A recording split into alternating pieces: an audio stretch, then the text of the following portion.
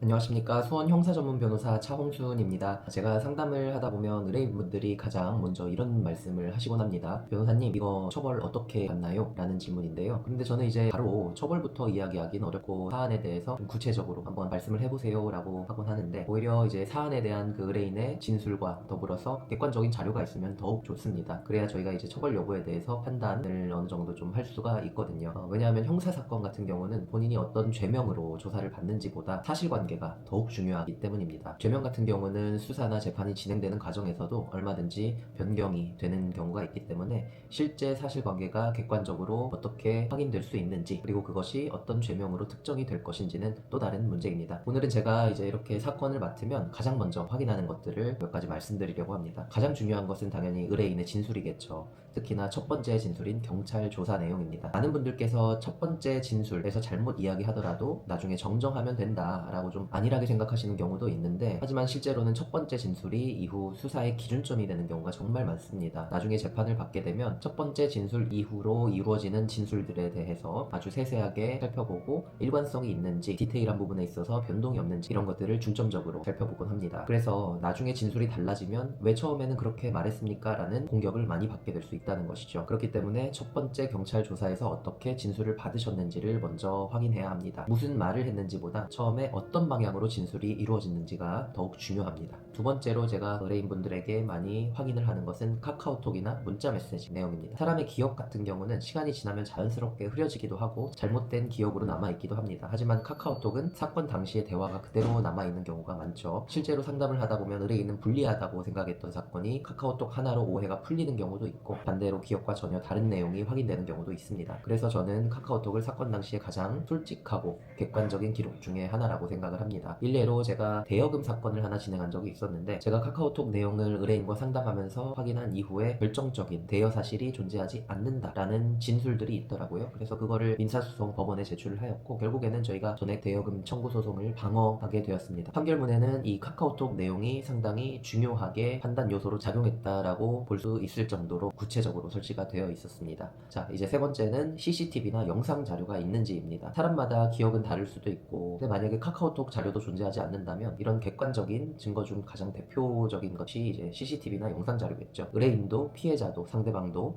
서로 자신의 기억이 맞다고 주장이 엇갈리는 경우가 있습니다. 영상 같은 경우는 이런 주장에 대해서 아무런 감정 없이 그냥 객관적으로 현장의 모습만을 고스란히 담고 있기 때문에 실제로 어떤 일이 있었는지를 파악하는 가장 중요한 자료입니다. 그래서 저는 사람의 설명보다 영상이 있다면 그 영상을 먼저 확인하려고 합니다. 그리고 또 제가 요청드리는 자료 중에 하나는 계좌 거래 내역이나 통화 내역 같은 객관적인 기록입니다. 형사사건에서는 말보다는 객관적인 기록의 증명력이 강한 경우가 많습니다. 보이스피싱이나 사기 사건은 물론이고, 스토킹이나 성범죄 사건에서도 계좌 내역이나 통화 기록이 진술의 신빙성을 판단하는 중요한 자료가 되고 있습니다. 그래서 저는 의뢰인의 설명과 객관적인 기록이 서로 맞는지부터 확인을 해야죠. 마지막으로는 의뢰인과 피해자 두 사람 간의 관계입니다. 이 부분은 조금 왜 이거를 확인해야 되는지 의아해 하시는 분들도 계실 텐데, 하지만 같은 행동이라도 두 사람이 어떤 관계였는지에 따라서 법적인 의미가 크게 달라질 수 있습니다. 예를 들어서 같은 문자 한 통이라도 처음 보는 사람에게 보낸 것인지, 연인 사이에 있었는지, 직장 상하 관계에 있었는지에 따라서 평가가 달라질 수 있다는 것이죠. 그래서 저는 사건 내용보다 먼저 두 사람 사이에 어떤 관계였는지부터 상담 과정에서 확인을 하곤 합니다. 많은 분들께서는 죄명만 먼저 말씀하시고 이거에 대한 결과는 어떤지를 물어보시긴 하는데요. 하지만 저는 죄명보다도 그 디테일한 사실관계부터 확인을 한 다음에 어떠한 죄명으로 처벌받을 수 있습니다 라고 의견을 드립니다. 첫 번째 진술은 어땠는지, 카카오톡에는 어떤 내용이 있는지, 혹시 CCTV든 영상 자료는 남아있는지, 또 다른 객관적인 기록이 있는지, 그리고 두 사람이 어떤 관계에 있었는지 등을 확인합니다. 이러한 과정을 거쳐야 비로소 정확한 법률적인 판단을 할 수 있기 때문이죠. 그래서 결국 오늘 제가 말씀드리는 것은, 형사사건 같은 경우는 당장 본인에게 특정된 죄명보다 실제 사실관계가 어땠는지가 중요하다고 할 것입니다. 오늘도 이렇게 좀 짧은 영상으로 찾아뵈었는데요. 앞으로도 이렇게 짧더라도 실무적인 좀 팁 같은 게 있으면 생각나는 대로 촬영해서 올리도록 하겠습니다. 오늘도 짧은 영상 시청해주셔서 감사합니다.